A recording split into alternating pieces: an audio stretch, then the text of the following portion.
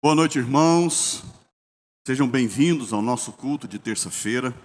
Eu quero cumprimentar a todos com a paz de Cristo, a paz que excede todo o entendimento. Sejam bem-vindos. Convido a todos que abram a palavra de Deus no texto que está em Salmos, livro dos Salmos, capítulo 32, versículos de 1 a 5. Diz assim a palavra do Senhor: Bem-aventurado aquele cuja iniquidade é perdoada, cujo pecado é coberto. Bem-aventurado o homem a quem o Senhor não atribui iniquidade, e em cujo espírito não há dolo. Enquanto calei os meus pecados, envelheceram os meus ossos, pelos meus constantes gemidos todo o dia. Porque tua mão pesava dia e noite sobre mim, e o meu vigor se tornou em sequidão de estio. Confessei-te o meu pecado, e a minha iniquidade não mais ocultei. Disse: confessarei ao Senhor as minhas transgressões, e tu perdoaste a iniquidade do meu pecado. Sabemos que somos falhos, que somos pecadores, mas que nós temos advogado junto ao Pai, Jesus Cristo, nosso Redentor. Nesse instante eu convido a você para que nós possamos fazer uma oração de confissão de pecados. Eu vou estar nesse instante orando e intercedendo por todos nós. Você, onde quer que você esteja, neste instante você baixa sua cabeça e diz ao Senhor: pequei, Senhor, mas me arrependo, que o Senhor há de perdoá-lo. Vamos orar? Amado Deus, querido Pai, eu quero, Senhor, mais uma vez te louvar e engrandecer o teu santo nome, Pai. Sabemos, meu Deus, que tu és um Deus poderoso, um Deus soberano, um Deus que é onipotente e onipresente, mas é um Deus que se relaciona com a sua criação, Pai. E é por isso, meu Deus, que nós queremos nesse instante, meu Pai, aqui orar e interceder, meu Pai, fazendo a minha oração, a oração de todos, meu Pai, que estão nesse instante nos ouvindo e nos vendo, Pai. E dizer, Senhor, que pecamos, seja por pensamento, seja por palavras, seja por ações, Pai.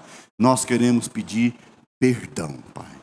E nós pedimos perdão em nome e por amor do nosso Senhor e Salvador Jesus, o nosso Redentor. Amém, Senhor.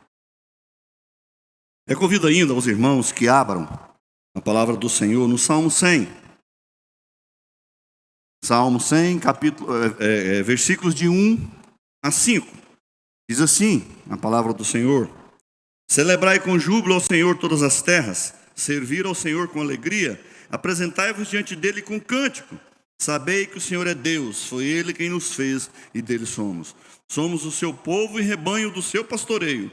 Entrai por suas portas com ações de graças e nos seus átrios com hinos de louvor.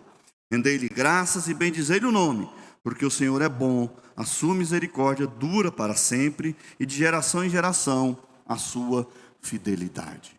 Ó Senhor, nesse instante, Pai, nós vamos fazer mais uma oração de louvor ao nosso Deus.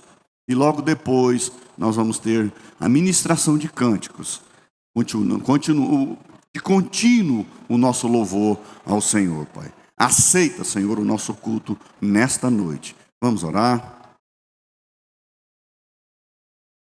Poderoso Deus, querido Pai, Tu és o Todo-Poderoso. Nós, nesse instante, meu Pai, queremos render-lhe graças, Pai, porque o Senhor é o grande eu sou, nosso Deus misericordioso, nosso Deus amoroso, Deus longânimo, que nos abençoa e nos guarda, Pai. Nós queremos nesse instante, meu Pai, mais uma vez te louvar, Senhor, e render-lhe graças, meu Pai, porque só o Senhor é digno de todo o nosso louvor e de toda a nossa adoração, Pai. Aceita, Senhor, o nosso culto, Pai. Receba agora, no teu altar de graças, meu Pai, os cantos que aqui vamos entoar, Pai.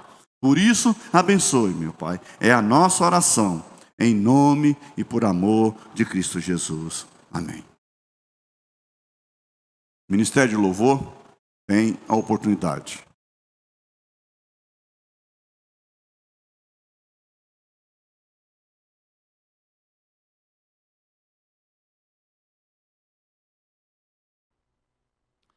Boa noite, querida igreja. Muito bom estar aqui para adorar o Senhor junto com os irmãos aí de casa. E nós vamos cantar um hino agora, o hino de número 74, e fala sobre o perdão do Senhor sobre a gente. A gente chega como a gente está, mas mesmo assim os nossos pecados não são maiores do que a graça de Deus. Aonde abunda o pecado em nossa vida, com certeza a gente sabe que superabunda a graça. Então, a gente pode ter certeza que a gente pode chegar como está diante do Senhor, que Ele vai nos perdoar. Então vamos cantar o hino de número 74.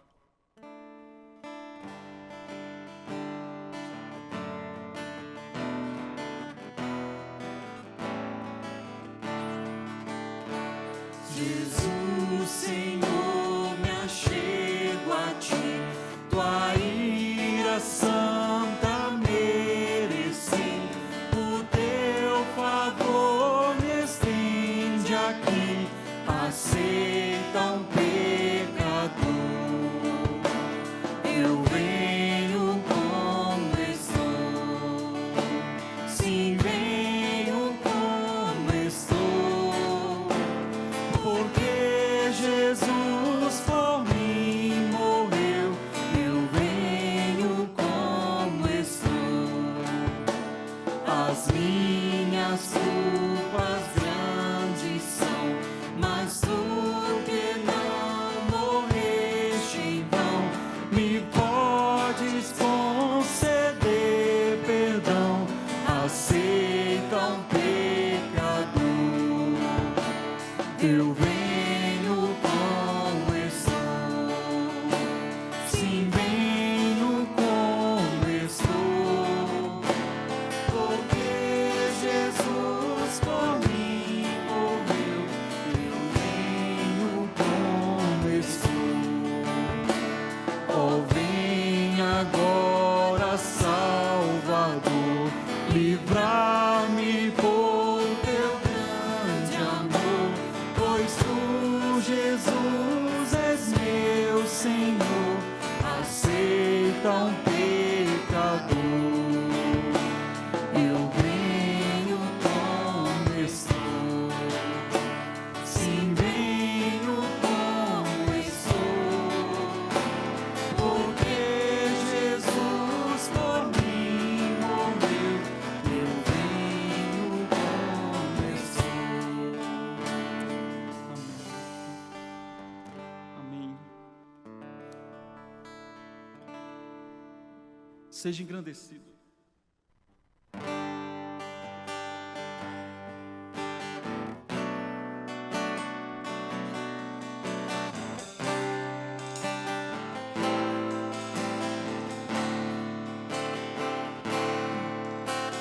Seja engrandecido, ó Deus da minha vida. Tu és o Deus da minha salvação. És a minha rocha, a minha segurança. Meus lábios sempre te exaltarão. Seja engrandecido, ó Deus da minha vida. Tu és o Deus da minha salvação. És a minha rocha, a minha segurança.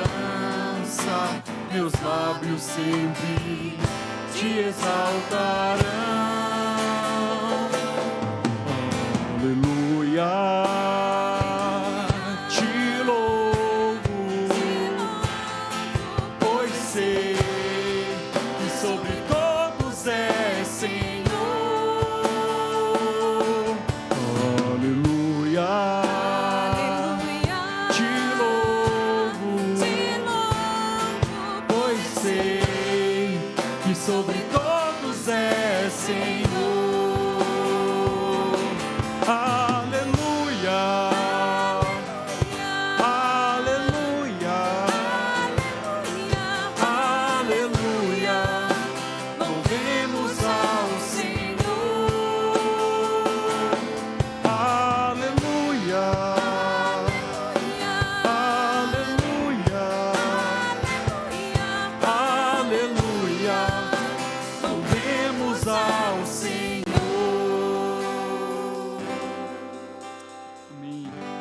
Senhor Deus está no meio de mim, de ti, de todos nós, com o seu Santo Espírito. Vamos cantar essa canção então, para encerrar esse momento de cânticos. Senhor Deus está no meio de ti.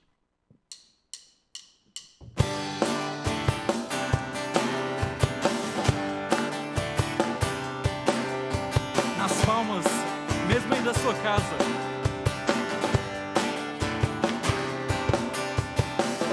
Senhor Deus está no meio de ti, Senhor Deus te salva, sobre ti se alegrará, Ele em amor te renovará, e deixará sobre ti a alegria,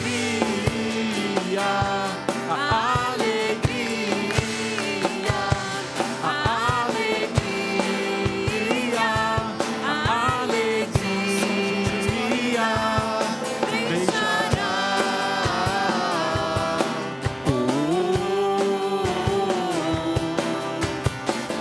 Senhor Deus está no meio de ti, Senhor Deus te salva, sobre ti se alegrará, Ele em amor te renovará, e deixará sobre ti a alegria,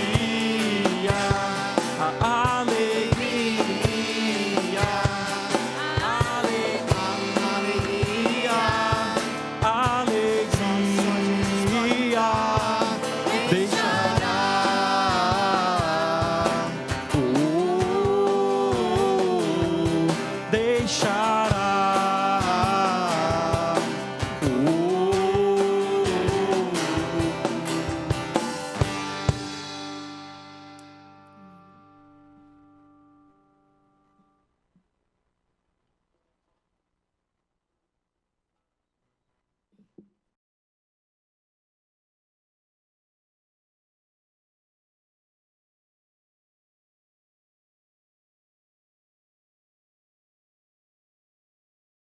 Boa noite, irmãos.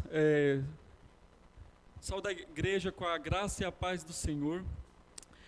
Estamos aqui, em mais um culto de terça-feira, fazendo a sequência em Marcos, nesse livro tão rico, pois é a palavra de Deus revelada a nós hoje. E eu quero te convidar para que você abra sua Bíblia em Marcos, capítulo 2. Nós leremos dos versículos 13 ao 17. Marcos, capítulo 2, nós faremos a leitura dos versículos 13 ao 17. Esse texto vai falar sobre o chamado de Levi, o chamado de Jesus a Levi como mais um dos seus próximos ou um dos seus discípulos. Eu farei a leitura e os irmãos me acompanhem aí de casa. De novo, Jesus foi para junto do mar, e toda a multidão vinha ao encontro dele. E ele os ensinava. Quando ia passando, viu Levi, filho de Alfeu, sentado na coletoria, e lhe disse: siga-me. Ele se levantou e o seguiu, achando-se Jesus à mesa na casa de Levi. Estavam junto com ele e com seus discípulos muitos publicanos e pecadores, porque estes eram muitos e também o seguiam. Os escribas dos fariseus, vendo Jesus comer em companhia dos pecadores e publicanos, perguntavam aos discípulos dele: por que ele come e bebe com os publicanos e pecadores? Tendo ouvido isso, Jesus lhes respondeu: os sãos não precisam de médico, e sim os doentes. Eu não vim chamar os justos, e sim os pecadores. Palavra do Senhor. Vamos fazer uma oração? Senhor Deus, amado Pai, Tua palavra foi lida, Senhor. A Tua palavra que ela é santa, perfeita, inerrável. Ela é coerente em todas as partes, ó Pai. E muito obrigado porque o Senhor fez com que hoje, mais de 2000 anos depois de ter escrito esse texto, a gente pudesse ter acesso a ela, ó Pai. Muito obrigado pela Tua revelação, ó Pai. Porque por conta dela a gente pode ser mais parecido com o Senhor, ó Pai, e por conta da ação do Seu Santo Espírito no nosso coração, Pai. Esteja me usando agora, ó Pai, que a Tua palavra, ó Pai, haja em mim, através de mim e apesar de mim, apesar dos meus erros, imperfeições, pecados, que o Senhor esteja falando com a igreja do Senhor, Pai. Em nome de Jesus é que eu oro, grato por tudo. Amém. Meus irmãos, eu não vou delongar muito tempo com o contexto bíblico, afinal a gente está fazendo uma sequência e semanalmente a gente tem visto alguns pontos do contexto histórico daquela época. Só que existem algumas coisas que a gente pode pegar do contexto para a gente sempre estar lembrando. João Marcos, quando ele escreveu esse evangelho, ele fez porque os crentes lá de Roma estavam precisando, estavam querendo muito a palavra do Senhor, os ensinos de Pedro. Então, tais ensinamentos só poderiam ser chegados a eles se alguém fizesse esse documento e enviasse a eles. Então, João Marcos fez essa obra. E essa obra, ela tem vários pontos, mas duas coisas que são principais que a gente vê durante todo o livro é que mostra uma instrução para a caminhada cristã. Mostra, por exemplo, como se fosse uma classe de catecúmenos para aquele povo. Porque fala da vida e obra de Jesus Cristo e como as pessoas deviam agir naquele tempo. E, ao mesmo tempo, encorajando esses irmãos crentes que estavam sofrendo perseguição, tanto de judeus quanto do Império Romano, que ali derramou muito sangue cristão. Graças a Deus, a gente sabe, por conta da história, que esse derramamento de sangue cristão foi um grande fator para que o evangelho crescesse naquela região. E agora, especificamente falando do contexto desse texto, a gente nesses estudos de terça-feira aqui em Marcos, já viu algumas coisas. A gente viu o batismo de Jesus, Jesus sendo tentado na Galileia, a gente viu também o começo desse ministério dele na Galileia. E esse ministério dele é muito marcado por suas rotas, onde juntavam multidões de pessoas para ouvir as suas palavras, para serem curadas, e aí ele fazia os seus milagres. Até que ele chegou aqui, no chamado de Levi. Antes de Levi, ele também havia já chamado outras pessoas para serem pessoas mais próximas dele, que são, no caso, os discípulos.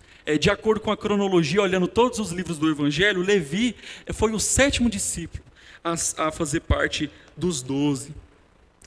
Então, a gente consegue perceber que Jesus estava realmente no começo do ministério dele. Ele estava montando a sua equipe ali. Então, a gente consegue perceber isso como o contexto da época ali e o contexto desse texto que nós temos aqui. E aí, meus irmãos, eu vou fazer uma breve explicação do texto inteiro para depois trazer algumas conclusões e aplicações práticas para a minha e para a sua vida. Vamos lá, então. Versículo 13, quero chamar a atenção aqui. De novo, Jesus foi para junto do mar e toda a multidão vinha ao encontro dele e ele os ensinava. Interessante, eu estava lendo alguns comentaristas, e no capítulo anterior, a gente via algo bem diferente dessa cena. Jesus estava indo rumo ao mar. E antes disso, no capítulo 2, fala sobre a cura de um paralítico em Cafarnaum. Quem se lembra da história sabe que ele estava numa casinha bem lotada ao ponto onde mais pessoas queriam cura, então eles fizeram, os amigos, ajudaram o paralítico descer até Jesus pelo telhado. Então pensa, bem cheio assim, bastante calor humano, você pode perceber. Então, assim como Jesus, eu imagino que depois de uma situação apertada dessa, seria muito bom, um clima assim, dele ir junto ao mar, uma brisa batendo em si. Enfim, essas coisas às vezes a gente não dá muita moral no texto, mas acontece que Jesus ele foi humano e essas sensações com certeza também traziam prazer a ele. Mas o que a gente consegue perceber, mais ainda, é que logo descobriram aonde Jesus estava e logo a multidão foi atrás dele. E o que é que Jesus fazia com esse pessoal? Ele ensinava, ele falava das palavras dele mesmo para esse povo, falava do evangelho para esse povo. Então, essa é a primeira parte, o versículo 13. E aí no versículo 14, os irmãos podem me acompanhar aí. Quando ia passando, viu Levi, filho de Alfeu, sentado na coletoria e lhe disse: siga-me. E ele se levantou e o seguiu. Então, quem era Davi? A gente sabe que Levi ele era uma espécie de... não uma espécie, mas ele era de fato um publicano. E assim, essa era a profissão dele. E para explicar de uma maneira mais simples, o publicano, ele era um judeu que trabalhava para o Império Romano. E isso era visto de uma certa desonra, porque ele cobrava os próprios irmãos judeus, os compatriotas, para que o Império Romano, né, que exercia o poder, pudesse pegar essas riquezas.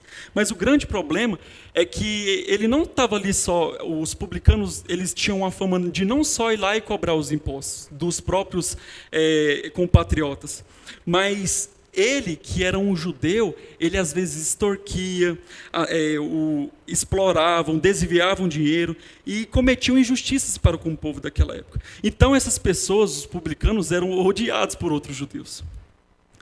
E a gente pode pensar num exemplo mais claro para a gente entender essa tristeza do povo judeu com os publicanos, se a gente pensasse no seguinte: aproveitar que estamos aí num ano de uma, talvez, eleição, mas...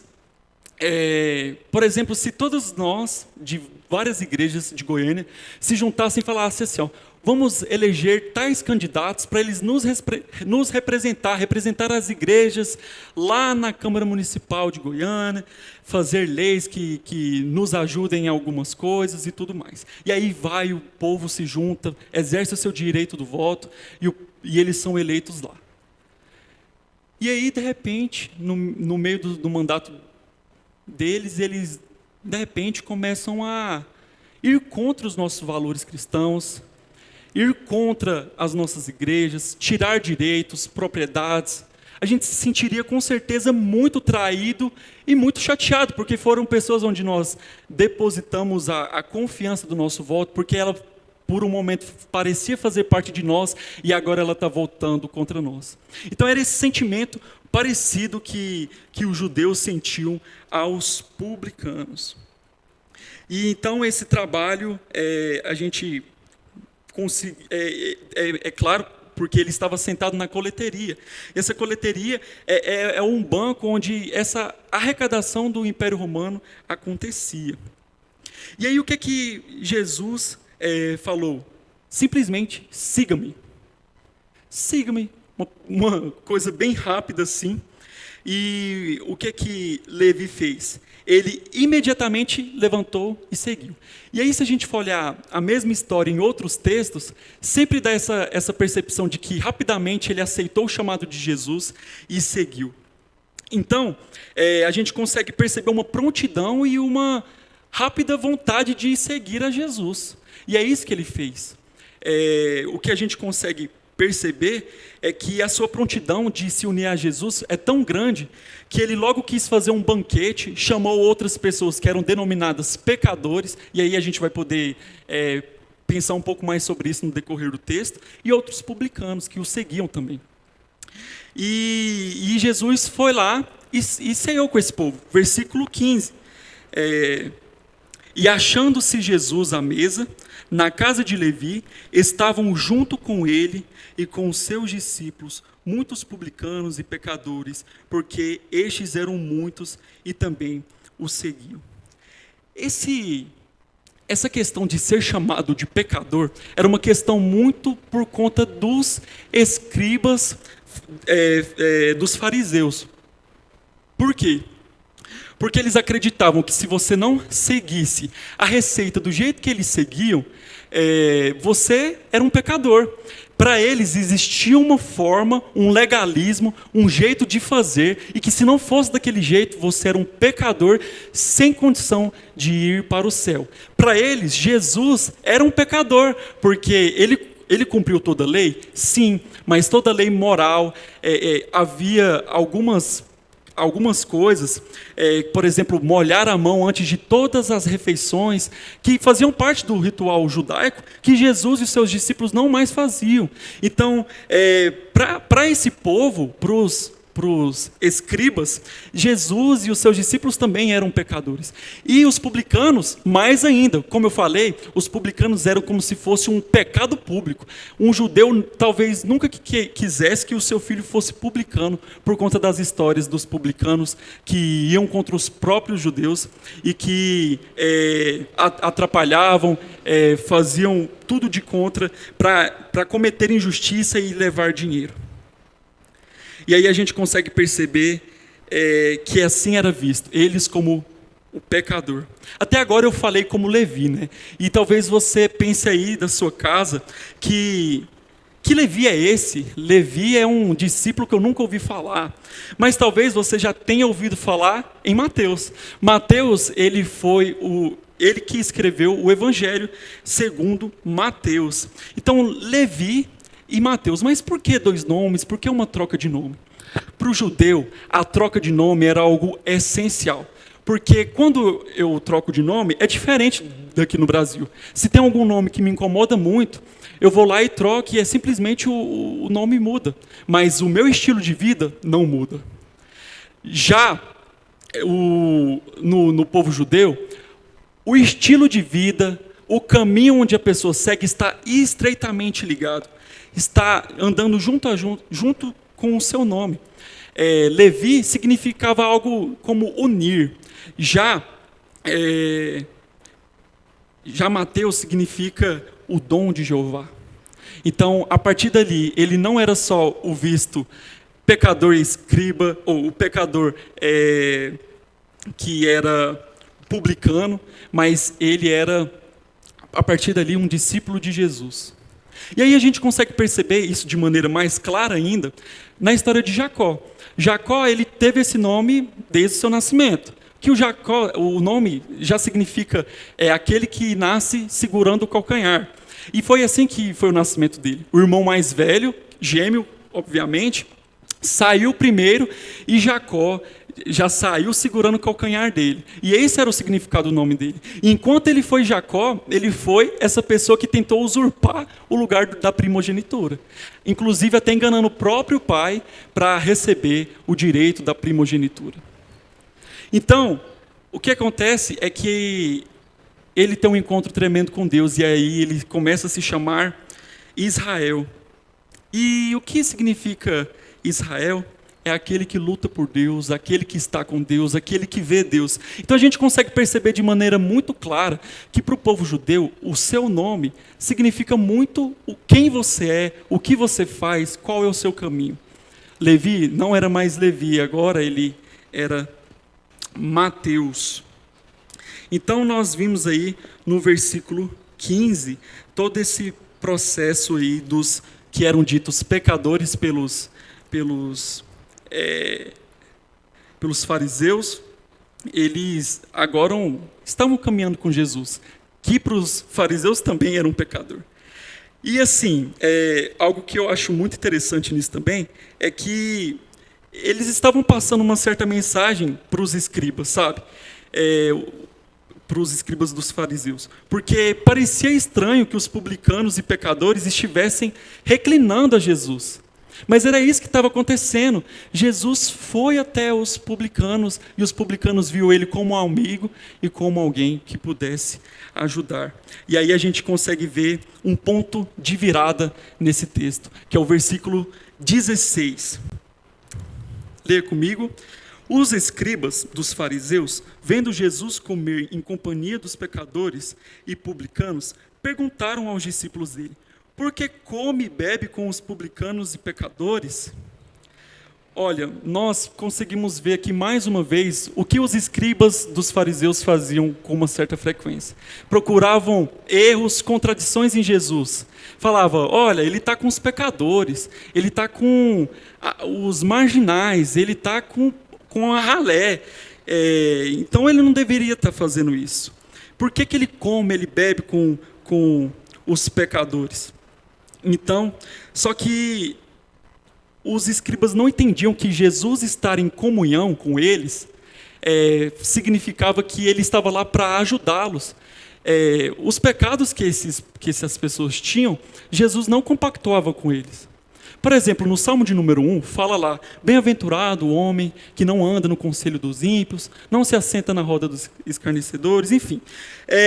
A gente consegue perceber lá que está falando que a gente não pode sentar na roda dos escarnecedores, mas, obviamente, a gente não pode para escarnecer junto com eles. Mas nós devemos ir até essas pessoas para que elas conheçam o Evangelho de Cristo.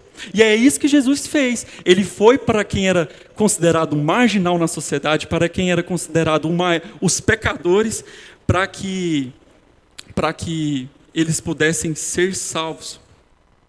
Só que os escribas não entendiam isso. Se eles eram tão santos assim, tão puros, justos, por que eles não tinham interesse de levar essa palavra para os que eles chamavam de pecadores? É porque em todo momento eles mostram que o Deus deles não é o nosso Deus. O Deus dele é o quê? É a caixinha, é o sistema regulatório, é fazer de tal jeito que senão você não vai ser salvo. Ele te dava uma tradição e você tinha que seguir aquilo. E aí no versículo 17, Jesus ouviu o que o escriba falou. O que acontece é que Jesus ele se associa com pessoas que têm baixa reputação mesmo, mas ele não participa como um membro do grupo, ele não comunga com isso, ele está lá como um médico. E o que ele fala aqui no versículo 17, a primeira parte? Tendo ouvido isso, Jesus respondeu: não vim, os sãos não precisam de médicos, eu vim para os doentes. E o que acontece é que o Deus dos fariseus eram eles mesmos. Eles não se importavam com a vida daqueles outros homens. E aí Jesus diz: eu não vim para chamar os justos, mas sim os pecadores. A mensagem deixa claro que o convite para a salvação completa, graciosa, não é para quem se considera justo, para quem se considera digno. A mensagem não é essa. A mensagem mostra que é para quem se vê como um pobre, perdido, pecador, aquele que sofre, que é faminto, sedento de algo maior. E esse algo maior só pode ser preenchido por Deus. Então, o que nós vemos aqui nesse texto, do versículo 13 ao 16? Primeiro, Jesus rumo ao mar, que é encontrado por uma multidão, e aí ele encontra Levi, que também nós podemos chamar de Mateus. E aí Levi assume a responsabilidade e topa o convite de ser um discípulo de Jesus. E os escribas e os fariseus acham aquilo um absurdo. Jesus estar com os pecadores, e logo ele que diz que é filho de Deus, o Deus encarnado. E aí, tentando pegar Jesus em contradição, Jesus dá uma resposta que é o fim deles. Ele fala: olha, quem é são, quem está bem de saúde não precisa de mim. Não precisa de mim mesmo. Eu não vim para chamar os justos, mas sim os pecadores. A conclusão que eu posso trazer disso aqui, uma breve conclusão, é que o centro do texto que nós lemos não são os escribas. Porque o escriba, ele já se vê saudável. Ele não precisa de Jesus. Ele já é digno, ele já é suficiente para a própria salvação. Então ele não é o ponto central desse texto. O ponto central desse texto também não é o pecador, o Levi, não é os publicanos, porque mérito nenhum existem nessas pessoas. Na verdade, é Jesus Cristo que alcançou essas pessoas, e a gente consegue ver uma ligação direta desse texto com o texto de 1 Timóteo 1,15. O que é que ele fala lá? Que a palavra de Jesus é fiel e digna de toda aceitação. Que Cristo Jesus veio ao mundo para salvar pecadores. E aí o que é que Paulo fecha? Dos quais eu sou o principal. Então a gente percebe que uma vida cristã se baseia em se perceber como pecador. E essa é a grande questão. O Jacó, que virou Israel, o Levi, que se tornou Mateus. Jesus, ele é fiel. E o que a gente percebe que é o centro verdadeiro desse texto, que não é os escribas, e não é também os publicanos e pecadores. O centro desse texto, na verdade, é Jesus e o que ele pode trazer para essas pessoas, e hoje pensando também o que ele pode trazer para mim e para você. Ele é o médico. Mais do que o médico, ele é a própria cura. Ele é o caminho, ele é a verdade e a vida. É o Deus Emanuel, é o Deus que está conosco. Ele é o pão da vida. Ninguém vai ao Pai se não for através de Jesus. Ninguém tem cura se não for através de Jesus. Cura espiritual. Então, nós percebemos que o centro desse texto é perceber que eu estar enfiado numa vida de pecados ou numa vida de tradições judaicas ou tradições cristãs, presbiterianas, tudo isso vai nos levar para o mesmo lugar. E esse lugar não é o céu. O que nos leva realmente para o paraíso, o que nos leva para o céu, é o próprio Deus. É o Deus encarnado, Jesus Cristo.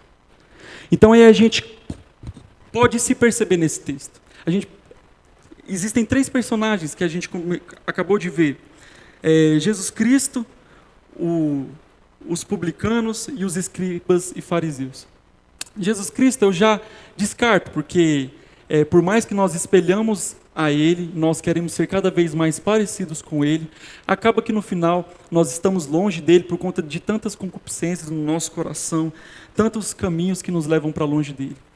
Então nós vemos aqui 2 exemplos, e aí nós vemos os publicanos e os fariseus. Então, eu não posso terminar essa pregação sem fazer uma aplicação prática para a minha e para a sua vida. Então, o que eu te convido nesse momento, antes de dar qualquer passo, é que você faça uma autoanálise, você se perceba nessa história. Será que você se vê como um escriba, um fariseu que tenta seguir um caminho pelas suas próprias mãos, ou que acha que fazendo tal coisa você vai ter mais merecimento com Deus? Ou você se vê como um pecador que já não tem mais situação perante Deus? Quero te falar uma coisa. Em si mesmo, tanto o pecador desse texto, quanto o fariseu, eles vão para o mesmo lugar que, como eu disse, não é o céu. Ambos são abomináveis. Ambos são miseráveis, assim como nós. Pecadores, como eu e você.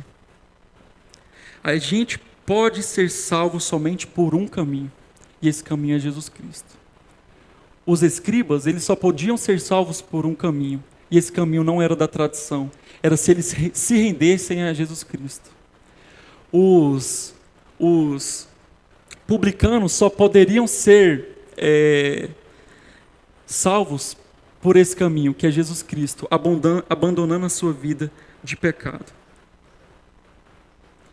Não tem como eu e você, meu irmão, ser salvo se não for por esse único caminho de redenção, que é Jesus Cristo. O outro um se vê como pecador demais e o outro se vê como santo demais, e isso tudo nos leva para longe de Deus.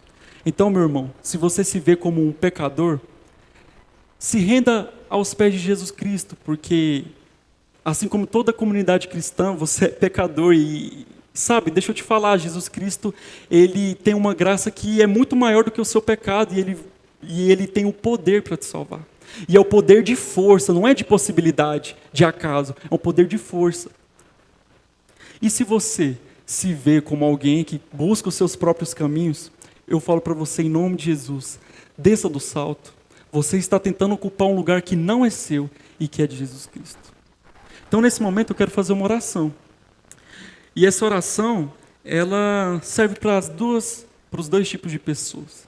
Aquele que se vê pecador demais ou que acha que Jesus não tem solução para a sua vida.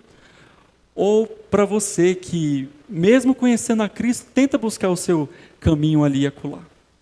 E se você se percebe como um crente firme no Senhor que foge de tudo isso, então eu vou orar para que Deus te permaneça assim. Então vamos orar, meus irmãos, fechem os olhos aí das suas casas. Senhor Deus, amado Pai, graças nós te damos pela Tua palavra novamente. Nós vimos aqui o Seu chamado a um servo do Senhor, Pai. Assim como o Senhor nos chama para servir ao Senhor, Pai. Então, em nome de Jesus, que todos nós abandonamos, ó Pai, as nossas velhas práticas, ó Pai. As velhas práticas do pecado e as velhas práticas de outro pecado, que é achar que não tem pecado, ou de buscar os próprios caminhos para alcançar o Senhor. Que o Senhor perdoa a gente, em nome de Jesus, nos dê humildade, nos dê quebrantamento de coração, nos dê amor ao Senhor principalmente. E que o Senhor esteja abençoando toda a sua igreja, por toda geração, para sempre e para sempre. Amém. Em nome de Jesus é que eu oro, grato por tudo. Amém. Muito obrigado, irmãos. É sempre um prazer poder compartilhar a palavra do Senhor e espero estar aqui novamente logo, logo. Até mais.